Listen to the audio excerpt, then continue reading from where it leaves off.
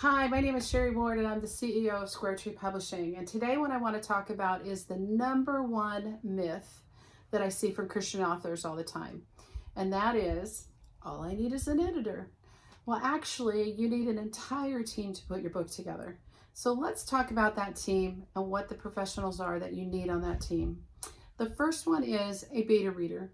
A beta reader is the first look inside your book to catch obvious mistakes. It's the person that kind of kicks the tires, tells you what's working, tells you what's not working. They can either be paid or unpaid. You can get a professional beta reader, but a lot of people just use their family and friends at the beginning. I would do a few of them to be on your team. The second person that you need on your team is an editor, but it's called a content editor, a developmental editor, or a structural editor. All of those are the same. I know it's kind of alphabet soup, but those are the titles of the different editors that you need. It's actually one job that they all fulfill. And basically, it's exactly what it sounds. They're looking at the structure. Does your book flow? Is there any holes in your arcs? Is the pacing, is it keeping up with the pacing, or is it kind of like, and you kind of stop a little bit? How is your character development? How about your tense? Are you past tense, present tense, and do you stay in that the full way in? That's what we call the macro level of your book. So they're looking at your book as a whole and not just pieces, piece by piece for that. The second one is a line editor. And a line editor is exactly the way it sounds. It goes line by line, targeting each sentence to make sure that it's in alignment with the whole story. It also is concerned, their job is also concerned about keeping the pacing, making sure that it's paced right and everything else. But they're more granular, and so it's more of a micro level. So the content editor is more macro, and the line editor is more micro. And then it gets even more niched out than that, and you have a proofreader. And basically what a proofreader does on your team is at the very end of the book, they are the final catch for any mistakes that came through.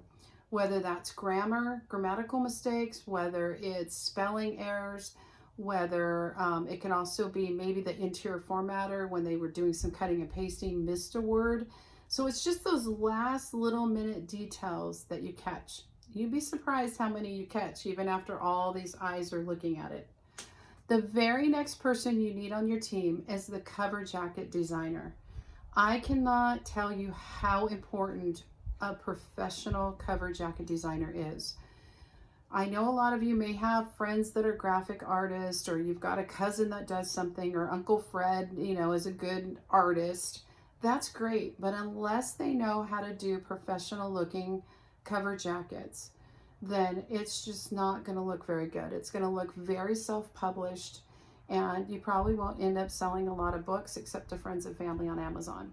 So make sure you hire a professional. I know a lot of people that try to use services like Fiverr or Upwork. Yeah, it's kind of a catch-22. Sometimes you pay for what you get, and I would say pay for the quality and get somebody that this is their specialty. So that's somebody else that you need on your team. The next person you need on your team is somebody that can publish on Amazon. There's many things to that particular job of publishing it on Amazon. A couple of the most important things, when you publish on Amazon, they're going to give you a choice of categories. So you've got to be very careful on what categories you select and how deep of a dive you get into that category. You're also going to need keywords. So what are some of the important keywords so that as I'm doing a book search on Amazon, if I search by, I don't know, moms that are grieving, for example, that your book's going to come up because that's one of the keywords. If it's sci-fi fantasy, that you're typing that in and some keywords that go along with that, so that when people are typing in and looking for books, yours will be one of the first one that come up. The next one is U.S. copyright. So if you are in the United States, then there is a copyright that you'll need to do for your book. It's usually the form's about 8 or 10 pages. It's pretty long. And so you're going to need to know how to fill that out to get your copyright. The next one is an email service provider. This is a company like MailChimp, Aweber, Funnel Gorgeous, any of those that will start collecting your email addresses and store them for you so that you'll have a list of everybody that's interested in your book and that you can start nurturing. So your job's going to be nurturing that list, sending out emails, giving information to them, and make sure that it's not buy all the time. You want to be able to serve your audience well. So you will have to get, a company on your team for your email provider. The next one is a marketing director. So you need somebody on board that knows marketing.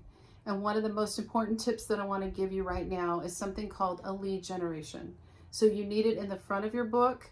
Some people sprinkle it in the middle and some put it at the end. I say just sprinkle it throughout if it makes sense. In the industry, we call that a lead gen. So you're going to have to come up with something that you can give away for free so that people will hand you their email address.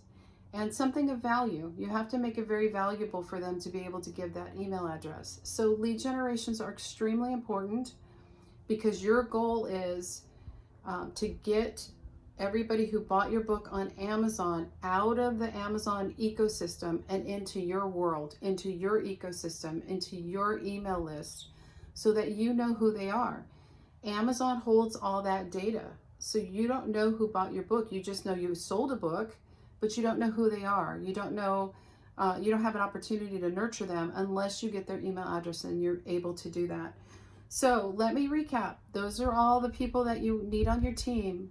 And if you want your book to look professional, you need this entire team together. So it's more than just, I need an editor.